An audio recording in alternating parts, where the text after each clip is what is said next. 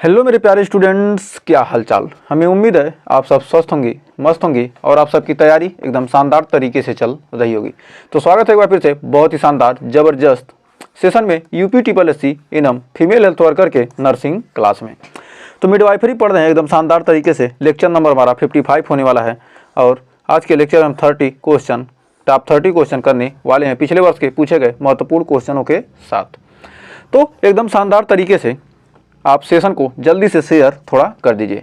Session को ज़्यादा से ज़्यादा शेयर करेंगे तो आपके लिए हम बेहतरीन से बेहतरीन कंटेंट देने की कोशिश करते हैं। और आपको किसी भी क्वेश्चन में डाउट हो तो कमेंट में हमें ज़रूर बताया कीजिए। और जिस टॉपिक पे आपको वीडियो चाहिए वो टॉपिक आप क्या कीजिए, कमेंट कीजिए। तो आइए शुरुआत करते हैं क्वेश्चन की। तो यूपी एनएम की कर रहे हैं, बिहार एनएम, किसी भी स्टेट एनएम की तैयारी कर रही हैं तो आपके लिए ये सेशन बहुत ही शानदार ज़बरदस्त होने वाला है। तो बहुत ही शानदार ज़बरदस्त ये सेशन होने वाला है। तो आइए सेशन की शुरुआत करते हैं क्वेश्चन के साथ। तो 30 क्वेश्चन करेंगे। इन 30 क्वेश्चन के आंसर देने की कोशिश कीजिएगा और लास्ट में कमेंट में ज़रूर बताएगा कि आपके कितने क्वेश्चन सही हुए हैं। तो देखिए, फर्स्ट क्वेश्चन कर रहा है, गर्भावस्था में एमनियोटिक फ्लूइड एबोलिज्म के बाद मातृ मृत्यु दर कितनी होती है। कह रहा है गर्भावस्था में एमनियोटिक फ्लूइड एबोलिज्म के बाद मातृ मृत्यु दर कितने परसेंट होती है। 10 से 20% या 60 से 80% या 30 से 40% या 5 से 10%। तो इसका जल्दी से आपका आंसर कमेंट बॉक्स में दीजिए। तो हमारा फर्स्ट का राइट आंसर क्या हो जाएगा, कर एमनियोटिक फ्लूइड एबोलिज्म के बाद मातृ मृत्यु दर कितनी होती है। तो कितनी होती है, ऑप्शन नंबर बी हो जाएगा हमारा 60 से 80%। तो 60 से 80% हमारा राइट आंसर हो जाएगा। तो आइए बढ़ते हैं अगले क्वेश्चन की तरफ। तो कर नवजात शिशु में न्योनेटल हाइपोग्लाइसीमिया का स्तर क्या माना जाता है। 60 mg/dl से कम या 100 mg/dl से कम या 80 mg/dl से कम या 40 mg/dl से कम। तो कितना होगा नवजात शिशु में, क्या करा, नवजात शिशु में न्योनेटल हाइपोग्लाइसीमिया का स्तर क्या माना जाता है। तो क्या माना जाता है, तो हमारा राइट आंसर यहाँ पर हो जाएगा ऑप्शन नंबर डी, 40 mg/dl से कम। तो इस तरह से, जिस तरह से आज पढ़ा रहे हैं आपको, यदि इस तरह से पढ़ना हो तो कमेंट में ज़रूर बताएगा, नहीं तो जैसे पहले पढ़ाते थे वैसे ही पढ़ाएंगे। तो यदि आपको इस तरह से अच्छा लग रहा तो इस तरह से, क्योंकि बैकग्राउंड थोड़ा सही नहीं है। तो आइए बढ़ते हैं अगले क्वेश्चन की तरफ। तो कह रहा है गर्भावस्था में एक्टोपिक प्रेगनेंसी का सबसे सामान्य स्थान कौन सा है। फैलोपियन ट्यूब, अंडाशय, गर्भाशय ग्रीवा या उदर गुहा। तो कह रहा है गर्भावस्था में एक्टोपिक प्रेगनेंसी का सबसे सामान्य स्थान कौन सा है। तो गर्भावस्था में जो हमारी एक्टोपिक प्रेगनेंसी होती है इसकी सबसे सामान्य स्थान कौन सा होता है। तो सबसे सामान्य स्थान होता है हमारा कौन सा, राइट आंसर आपका कौन सा हो जाएगा, option number A, fallopian tube. तो बढ़ते हैं अगले क्वेश्चन की तरफ। तो देखिए नेक्स्ट क्वेश्चन आ चुका है, करा पोस्टमार्टम हेमरेज पीपीएच में के लिए कौन सा यूट्रोटोनिक दवा प्रथम पंक्ति में उपयोग होता है। मेटमार्फिन, ऑक्सीटोसिन, पैरासीटामॉल या आयरन सप्लीमेंट। तो कह रहा है पोस्टमार्टम हेमोरेज के लिए कौन सा यूट्रोटोनिक दवा प्रथम पंक्ति में उपयोग होता है। तो कौन सी दवा उपयोग होती है, जल्दी से आप कमेंट बॉक्स में दीजिए आंसर इसका। तो हमारा चौथे का राइट आंसर होगा ऑप्शन नंबर बी, ऑक्सीटोसिन। तो बढ़ते हैं आगे। तो देखिए नेक्स्ट क्वेश्चन क्या कर रहा है, गर्भावस्था में हाइपरथायराइडिज्म का सबसे गंभीर जोखिम क्या है। तो गर्भावस्था में हाइपरथायराइडिज्म का सबसे गंभीर जोखिम क्या है। मातृ एनीमिया, मधुमेह, भ्रूण की हृदय गति, सामान्य और प्रीटर्म लेबर या उच्च रक्तचाप। तो हाई ब्लड प्रेशर मतलब उच्च रक्तचाप। तो कह रहा है गर्भावस्था में क्या हाइपरथायराइडिज्म का सबसे गंभीर जोखिम क्या है। तो हाइपरथायराइडिज्म का सबसे गंभीर जोखिम क्या है, तो हमारा राइट आंसर हो जाएगा ऑप्शन नंबर सी, भ्रूण की हृदय गति, सामान्य और प्रीटर्म लेबर। तो भ्रूण की हृदय गति, सामान्य, असामान्य और प्रीटर्म लेबर। तो हमें उम्मीद है आपको ये पांचवे का ऑप्शन नंबर सी होगा और ये क्वेश्चन क्लियर हो गया होगा। तो आइए बढ़ते हैं नेक्स्ट क्वेश्चन की तरफ। तो नेक्स्ट क्वेश्चन क्या कर रहा है, गर्भावस्था में डीप वेन थ्रोम्बोसिस यानी डीवीटी के लिए सबसे सटीक डायग्नोस्टिक टेस्ट कौन सा है। तो कह रहा है गर्भावस्था में डीप वेन थ्रोम्बोसिस के लिए सबसे सटीक डायग्नोस्टिक टेस्ट कौन सा है। Blood sugar test, Doppler ultrasound, urine culture या एक्सरे। तो हमारा इसका राइट आंसर क्या आ जाएगा? गर्भावस्था में डीप वेन थ्रोम्बोसिस यानी डीवीटी के लिए सबसे सटीक डायग्नोस्टिक टेस्ट कौन सा है? तो हमारा छठे का राइट आंसर हो जाएगा option number B, Doppler ultrasound. तो बढ़ते हैं अगले क्वेश्चन की तरफ। तो नेक्स्ट क्वेश्चन देखिए क्या करा है। कर नवजात शिशु में स्पाइना बिफिडा का पता लगाने के लिए कौन सा टेस्ट उपयोगी है? Blood sugar test, x-ray, urine test या maternal serum alpha fetoprotein test? तो कह रहा क्या, नवजात शिशु में स्पाइना बिफिडा का पता लगाने के लिए कौन सा टेस्ट उपयोगी है? तो स्पाइना बिफिडा का पता लगाने के लिए कौन सा टेस्ट उपयोगी है? किसमें? नवजात शिशु में। तो स्पाइना बिफिडा का पता लगाने के लिए कौन सा टेस्ट उपयोगी है? तो हमारा राइट आंसर हो जाएगा maternal serum alpha fetoprotein test, यानी ऑप्शन नंबर डी हो जाएगा हमारा सही। तो बढ़ते हैं अगले क्वेश्चन की तरफ। तो नेक्स्ट क्वेश्चन देखिए क्या कर रहा है। कर गर्भावस्था में हेल्प सिंड्रोम का निदान किस पर आधारित है? तो हेल्प सिंड्रोम का निदान किस पर आधारित है? उच्च बीपी और प्रोटीन यूरिया, या हेमोलिसिस, लीवर एंजाइम बढ़ना, या प्लेटलेट की कमी, करा मधुमेह और एनीमिया, या गुर्दे की पथरी? तो क्या करा, गर्भावस्था में हेल्प सिंड्रोम का निदान किस पर आधारित है? तो गर्भावस्था में हेल्प सिंड्रोम का निदान किस पर आधारित है? तो हमारा राइट आंसर हो जाएगा option number B, haemolysis, liver enzyme बढ़ना और प्लेटलेट की कमी। तो बढ़ते हैं अगले क्वेश्चन की तरफ। तो देखिए नेक्स्ट क्वेश्चन कर रहा है, गर्भावस्था में ल्यूपस एंटीकोआगुलेंट का खतरा क्या है? एनीमिया, मूत्र संक्रमण, पीलिया, गर्भपात और थ्रोम्बोसिस? तो हमारा यहाँ पर कह रहा क्या, गर्भावस्था में ल्यूपस एंटीकोआगुलेंट का खतरा है। तो एंटीकोआगुलेंट का खतरा क्या है? हमारा राइट आंसर हो जाएगा ऑप्शन नंबर डी, गर्भपात और थ्रोम्बोसिस। तो हमें उम्मीद है ये 9 क्वेश्चन अच्छे से क्लियर हो गए होंगे और सेशन आपको अच्छा लग रहा है। आज का सेशन यदि अच्छा लगा तो ज़्यादा से ज़्यादा शेयर कीजिएगा, ज़्यादा से कमेंट कीजिएगा आज का सेशन कैसा लग रहा है। तो कमेंट कीजिए जल्दी से। नेक्स्ट का रहा है, इसका तो आंसर हो गया ना। हाँ, नेक्स्ट का रहा, गर्भावस्था में कोलेस्टेसिस का मुख्य लक्षण क्या है? हाथ पैरों में खुजली, पेट दर्द, सिर दर्द, उल्टी? तो कह रहा है गर्भावस्था में कोलेस्टेसिस का मुख्य लक्षण क्या है? तो हमारा 10वें का राइट आंसर क्या आ जाएगा? गर्भावस्था में कोलेस्टेसिस का मुख्य लक्षण क्या है? हाथ और पैरों में खुजली। तो हमारा राइट आंसर 10वें का आ जाएगा ऑप्शन नंबर ए। तो बढ़ते हैं अगले क्वेश्चन की तरफ। तो नेक्स्ट क्वेश्चन का रहा, नवजात शिशु में नेओनेटल एब्सिस्टेंस सिंड्रोम NAS का कारण क्या है?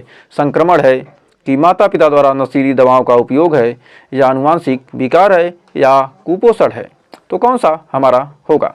कारण नवजात शिशु में नेओनेटल एब्सिस्टेंस सिंड्रोम का कारण क्या है? तो हमारा 11वें का राइट आंसर क्या आ जाएगा? ऑप्शन नंबर बी, माता द्वारा नशीली दवाओं का उपयोग करना। तो नेओनेटल एब्सिस्टेंस सिंड्रोम यानी NAS का कारण है माता द्वारा नशीली दवाओं का उपयोग। तो बढ़ते हैं आगे। तो 12वां क्वेश्चन कर रहा, गर्भावस्था में pre term mature rupture of membranes का प्रबंधन कैसे करें? घरेलू नुस्खे के द्वारा, या अधिक पानी पीकर, या एंटीबायोटिक्स और स्टेरॉइड के द्वारा, या व्यायाम के द्वारा? तो कह रहा है pre mature rupture of membranes का प्रबंधन कैसे करें? तो कह रहा है गर्भावस्था में pre mature rupture of membranes का प्रबंधन कैसे करें? तो कैसे प्रबंधन करेंगे? तो एंटीबायोटिक्स और स्टेरॉइड का यूज करके हम क्या करते हैं, इसका प्रबंधन कर सकते हैं। तो उम्मीद है आपको सेशन पसंद ही आ रहा होगा। तो बढ़ते हैं अगले क्वेश्चन की तरफ। कह रहा है गर्भावस्था में मायस्थेनिया ग्रेविस का प्रभाव किस पर पड़ता है? भ्रूण के वजन पर, या मांसपेशियों की कमजोरी और थकान पर, या उच्च रक्तचाप पर, या मधुमेह में? तो कह रहा गर्भावस्था में मायस्थेनिया ग्रेविस का प्रभाव किस पर पड़ता है? तो गर्भावस्था में मायस्थेनिया ग्रेविस का प्रभाव किस पर पड़ता है? तो 13वें का हमारा राइट आंसर हो जाएगा मांसपेशियों की कमजोरी और थकान पर। किस पर पड़ता है? मांसपेशियों की कमजोरी और थकान पर। तो आपको सेशन अच्छा लग रहा तो लाइक करते रहिए। तो बढ़ते हैं आगे। फिर कह रहा गर्भावस्था में एंटी फास्फोलिपिड सिंड्रोम का उपचार किससे किया जाता है? Antibiotics, iron supplement, steroid, low dose aspirin और हेपेरिन? तो कह रहा गर्भावस्था में एंटी फास्फोलिपिड सिंड्रोम का उपचार किससे किया जाता है? एंटी फास्फोलिपिड सिंड्रोम का उपचार किससे किया जाता है? तो हमारा राइट आंसर क्या हो जाएगा? लो डोज एस्पिरिन और हेपरिन। तो बढ़ते हैं आगे। तो नेक्स्ट क्वेश्चन कह रहा है नवजात शिशु में बिल्बरिन एन्सेफेलोपैथी का दीर्घकालिक प्रभाव क्या है? सेरेब्रल पाल्सी और बहरापन, या अस्थमा, या हृदय दोष, या मोटापा। तो कह रहा है नवजात शिशु में बिल्बरिन एन्सेफेलोपैथी का दीर्घकालिक प्रभाव क्या है? तो हमारा 15 का राइट आंसर हो जाएगा सेरेब्रल पाल्सी और बहरापन। सेरेब्रल पाल्सी और बहरापन हमारा हो जाएगा राइट आंसर। तो बढ़ते हैं अगले क्वेश्चन की तरफ। तो नेक्स्ट क्वेश्चन देखिए क्या कर रहा है। गर्भावस्था में कार्डियक अरेस्ट के प्रबंधन में प्राथमिक कदम क्या है? एंटीबायोटिक्स देना, सीपीआर और डिफिब्रिलेशन, पेट दबाना, या पानी पिलाना। तो कह रहा गर्भावस्था में कार्डियक अरेस्ट के प्रबंधन में प्राथमिक कदम क्या है? तो कार्डियक अरेस्ट के प्राथमिक प्रबंधन में प्राथमिक कदम क्या है? तो हमारा राइट आंसर हो जाएगा सीपीआर और डिफिब्रिलेशन। तो हमारा राइट आंसर हो जाएगा 16वें का बी। तो बढ़ते हैं आगे। फिर देखिए नेक्स्ट क्वेश्चन आ चुका है। कर गर्भावस्था में मायोमेक्टोमी कब की जाती है? प्रसव के दौरान, प्री टर्म लेबर में, या गर्भावस्था से पहले फाइब्राइड हटाने के लिए, या संक्रमण के दौरान। तो कह रहा क्या गर्भावस्था में मायोमेक्टोटॉमी कब की जाती है? तो हमारा 17 का राइट आंसर क्या हो जाएगा? गर्भावस्था से पहले फाइब्राइड हटाने के लिए मायोमेक्टोटॉमी की जाती है। तो बढ़ते हैं अगले क्वेश्चन की तरफ। तो नेक्स्ट क्वेश्चन देखिए क्या कर रहा है। नवजात शिशु में हाइपर बिलिरुबिनेमिया के लिए कौन सा ट्रीटमेंट सबसे प्रभावी है? तो कौन सा ट्रीटमेंट सबसे प्रभावी है? कर एंटीबायोटिक्स, फोटोथेरेपी, सर्जरी, या हर्बल दवाएं। तो कह रहा क्या नवजात शिशु में हाइपर बिलिरुबिनेमिया के लिए कौन सा ट्रीटमेंट सबसे प्रभावी है, मतलब सबसे ज़्यादा फायदेमंद है? तो कौन सा ट्रीटमेंट है? फोटोथेरेपी। ऑप्शन नंबर बी हो जाएगा सही। तो बढ़िए अगले क्वेश्चन की तरफ। तो देखिए नेक्स्ट क्वेश्चन आ चुका है। कर गर्भावस्था में सिकल सेल एनीमिया का प्रबंधन कैसे किया जाता है? जब गर्भावस्था होता है तो सिकल सेल एनीमिया का प्रबंधन किस प्रकार किया जाता है? आयरन सप्लीमेंट के द्वारा, सर्जरी के द्वारा, या एंटीबायोटिक्स के द्वारा, या हाइड्रेशन और पेन कंट्रोल के द्वारा। तो कह रहा क्या गर्भावस्था में सिकल सेल एनीमिया का प्रबंधन कैसे किया जाता है? तो ना इसका ऑप्शन नंबर हमारा हो जाएगा डी, हाइड्रेशन और पेन कंट्रोल के द्वारा। तो बढ़ते हैं आगे। अब नेक्स्ट क्वेश्चन की तरफ। कह रहा नेक्स्ट क्वेश्चन गर्भावस्था में थायराइड स्टार्म का प्राथमिक उपचार क्या है? पैरासीटामॉल, प्रोपाइल थियोयूरासिल यानी पीटीयू, और beta blockers, iron supplement, antibiotics. तो कह रहा क्या गर्भावस्था में थायराइड स्टार्म का प्राथमिक उपचार क्या है? तो हमारा 20वें का राइट आंसर क्या हो जाएगा? तो हो जाएगा प्रोपाइल थियोयूरासिल यानी पीटीयू और बीटा ब्लॉकर्स। तो हमें उम्मीद है यहाँ तक आपको कोई डाउट नहीं होगा। तो बढ़ते हैं अगले क्वेश्चन की तरफ। तो देखिए नेक्स्ट क्वेश्चन क्या कर रहा है। कह रहा नवजात शिशु में नेक्रोटाइजिंग एंटेरोकोलाइटिस का मुख्य जोखिम कारक क्या है? समय पूर्व जन्म और लो बर्थ वेट, या अधिक दूध पिलाना, या मातृ मधुमेह, या संक्रमण।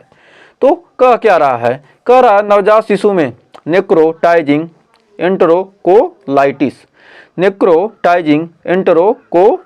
का मुख्य जोखिम कारक क्या है? तो हमारा हो जाएगा समय से पहले जन्म होना बच्चे का, और लो बर्थ वेट मतलब जन्म के समय क्या वजन बच्चे का बहुत ही कम हो। तो बढ़ते हैं आगे। कह रहा गर्भावस्था में एक्लेम्सिया के दौरे को नियंत्रित करने के लिए किस दवा का उपयोग किया जाता है? पैरासीटामॉल का, या मैग्नीशियम सल्फेट का, या एस्पिरिन का, या आयरन का। तो कह रहा क्या गर्भावस्था में एक्लेम्सिया के दौरे को नियंत्रित करने के लिए किस दवा का उपयोग किया जाता है? तो किस दवा का उपयोग किया जाता है? एक्लेम्सिया के दौरे को नियंत्रित करने के लिए किस दवा का उपयोग किया जाता है? तो हमारा राइट आंसर हो जाएगा मैग्नीशियम सल्फेट। तो हमारा ऑप्शन नंबर बी हो जाएगा मैग्नीशियम सल्फेट। तो बढ़ते हैं आगे। फिर कर रहा अगला क्वेश्चन, गर्भावस्था में प्लेसेंटा एक्रेटा का निदान किससे किया जाता है? ब्लड टेस्ट से, यूरिन टेस्ट से, या अल्ट्रासाउंड और MRI से, या एक्सरे से। तो कह रहा गर्भावस्था में प्लेसेंटा एक्रेटा का निदान किससे किया जाता है? जो प्लेसेंटा एक्रेटा है इसका निदान हम किस प्रकार कर सकते हैं? तो हम अल्ट्रासाउंड और MRI के द्वारा क्या करते हैं? इसका हम निदान कर सकते हैं। नेक्स्ट कह रहा नवजात शिशु में रेटिनोपैथी ऑफ प्री मेच्योरिटी का मुख्य कारण क्या है? तो नवजात शिशु में रेटिनोपैथी ऑफ प्री मेच्योरिटी का मुख्य कारक क्या है? ऑक्सीजन थेरेपी की अधिकता, या संक्रमण, या कुपोषण, या जन्म दोष। तो क्या रहा नवजात शिशु में रेटिनोपैथी ऑफ प्री मेच्योरिटी का मुख्य कारण क्या है? तो हमारा राइट आंसर हो जाएगा ऑक्सीजन थेरेपी की अधिकता। तो हमारा 24 का राइट आंसर है ऑप्शन नंबर ए। तो बढ़ते हैं अगले क्वेश्चन की तरफ। तो देखिए नेक्स्ट क्वेश्चन क्या कर रहा है, गर्भावस्था में टार्च संक्रमण में टी किसे दर्शाता है? टिटनेस को, या टॉक्सोप्लाज्मोसिस को, या ट्यूबरकुलोसिस को, या टाइफाइड को। तो कह रहा गर्भावस्था में जो हमारा टार्च संक्रमण में टी किसे दर्शाता है? टॉक्सोप्लाज्मोसिस को। तो हमारा ऑप्शन नंबर बी हो जाएगा सही।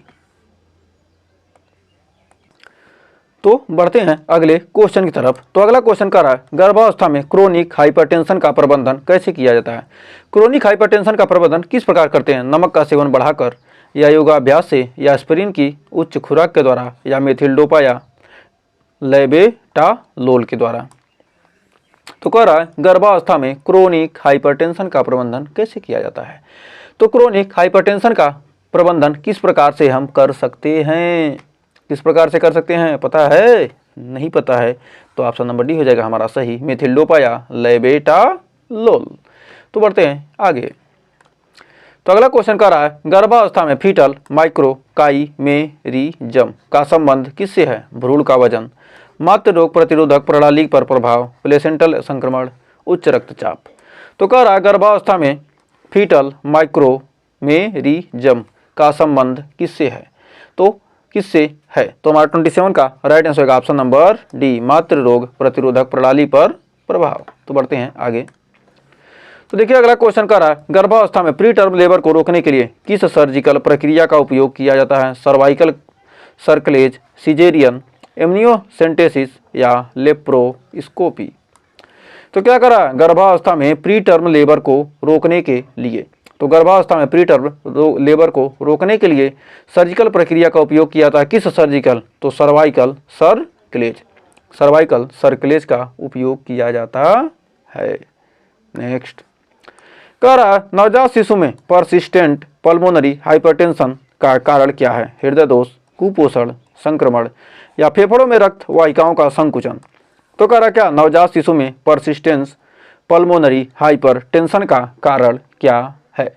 तो हमारा फेफड़ों में हो जाएगा रक्त वाहिकाओं का संकुचन, यानी ऑप्शन नंबर डी हो जाएगा हमारा सही। तो बढ़ते हैं लास्ट क्वेश्चन की तरफ। तो कह रहा गर्भावस्था में वेरिकोन्स वेन्स के लिए सबसे सुरक्षित उपचार क्या है? सर्जरी है, कंप्रेशन स्टॉकिंग्स और लेग एलिवेशन, एस्पिरिन, या भारी व्यायाम। तो कह रहा गर्भावस्था में वेरिकोन्स वेन्स के लिए सबसे सुरक्षित उपचार क्या है? कंप्रेशन स्टॉकिंग्स और लेग एलिवेशन। तो हमें उम्मीद है ये 300 क्वेश्चन आपको अच्छे से क्लियर हो गए हों। आज जिस तरह हम फेस के द्वारा पढ़ा रहे हैं, अगर यदि आपको ऐसा ही पढ़ना पसंद हो तो ज़्यादा से ज़्यादा कमेंट कीजिएगा, तो इस तरह से पढ़ाएंगे। नहीं तो पहले जिस तरह से पढ़ाते थे उसी तरह से पढ़ाएंगे। तो ज़्यादा से ज़्यादा कमेंट कीजिए कि इस तरह से पढ़ाएं या पहले की तरह। तो दोनों में कौन सा अच्छा लग रहा है आपको पढ़ाना, तो हमें कमेंट में ज़रूर बताइएगा। आपने 30 क्वेश्चन में कितने क्वेश्चन सही किए हैं ये भी कमेंट में हमें आपको ज़रूर बताएं। ये काम तो पहले कीजिएगा, क्योंकि आप लोग कमेंट करते नहीं हैं। कोई कमेंट करेगा, 100-200 लोग देखेंगे तो 1 लोग, 2 लोग, 3 लोग कमेंट करते हैं। आखिर ऐसा क्यों? मतलब आपको समझ में आ नहीं रहा है, या आप पढ़ना नहीं चाह रहे हैं, या आप सिलेक्शन लेना नहीं चाह रहे हैं। तो यदि आपको सिलेक्शन लेना है तो पढ़ना पड़ेगा, और पढ़ना है तो हर क्वेश्चन का आंसर दीजिए आपको। तभी समझिए क्या एक प्रकार से टेस्ट की तरह हम आपको चाहते थे क्या, थ्योरी पढ़ा देते, थ्योरी पढ़ाकर 50 क्वेश्चन करा देते, बस आप उसी में खुश रहते। थ्योरी कराते, 3 दिन थ्योरी पढ़ाते, उसके बाद 50 क्वेश्चन पढ़ा देते उसी थ्योरी पर, और आप कहते हैं सर बहुत बढ़िया पढ़ा रहे हैं, हम आपको इतना क्वेश्चन करा रहे हैं। सोचिए पहले, ये हमारा कौन सा लेक्चर है, हमारा 55 नंबर लेक्चर है। तो अब सोचिए 55 लेक्चर के लिए और 30 से गुणा कर दीजिए, 3 5 15, 3 5 15, 1 16,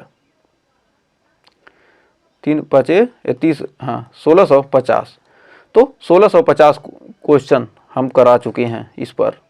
सोचिए पहले 1650 क्वेश्चन हम चाहते क्या करते, 5 दिन 1 हफ्ते थ्योरी पढ़ाते, उसके बाद 100 क्वेश्चन करा देते, उतने में आपका काम खत्म।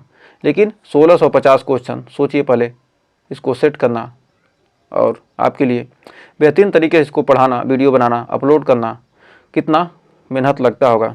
बस आप ये सोच कर देखिए, तब आपको समझ में आएगा कि पढ़ाई का क्या महत्व है। तो आपसे ज़्यादा हम मेहनत करते हैं। आपको क्या ये 15 मिनट की क्लास दिखती है, लेकिन इसके पीछे का मेहनत किसी को पता नहीं है। तो आपको क्या करना है, सेशन को थोड़ा सा ज़्यादा से ज़्यादा शेयर कीजिए और वीडियो को इत्मीनान से देखिए, क्योंकि दिन भर में 2 ही वीडियो मिलते हैं, किसी दिन 1 ही वीडियो मिलता है। तो इसके लिए टेंशन मत लीजिए, एग्जाम के डेट जो ही अनाउंस हो जाएंगे उसके बाद आपको एकदम धुआंधार क्लासेस मिलेगी। लेकिन आपको क्या करना है, ज़्यादा से ज़्यादा हमें सपोर्ट करेंगे, तभी हम आपको बेहतरीन से बेहतरीन कंटेंट देंगे, क्योंकि आपके लिए एकदम बेहतरीन से बेहतरीन कंटेंट देने की तैयारी डेली चलती है। हम इसी पर लगे हुए हैं, लेकिन आप थोड़ा सा हमें सपोर्ट करेंगे तो हम आपके लिए बेहतरीन से बेहतरीन कंटेंट दे सकते हैं। तो आज के लिए बस इतना ही, क्योंकि हम भी बीच में फालतू बात नहीं करते हैं, क्योंकि हम सोचते हैं कि आप पढ़ने आए हैं तो कम से कम पढ़िए। तो हमारा यदि आपको इस तरह पढ़ाने का तरीका अच्छा लगा हो तो इसको कमेंट में बताइएगा कि इस तरह से पढ़ाइए सर, नहीं तो पहले की तरह अच्छा लगा तो वही पहले की तरह ही पढ़ाएंगे। तो मिलते हैं नेक्स्ट वीडियो में, तब तक के लिए टेक केयर।